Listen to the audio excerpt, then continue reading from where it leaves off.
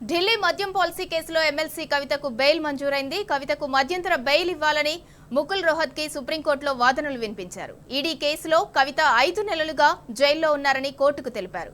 493 మంది సాక్షుల విచారణ ముగిసిందన్నారు. ఒక మహిళగా కవిత బెయిల్కు అర్హురాలని రోహత్గి వాదించారు. దీంతో సుప్రీంకోర్టు ద్విసభ్య ధర్మాసనం సిబిఐ ఈడీ కేసుల్లో కవితకు బెయిల్ మంజూరు చేసింది. కవిత జైల్లో ఉండాల్సిన అవసరం లేదని అభిప్రాయం వ్యక్తం చేసింది.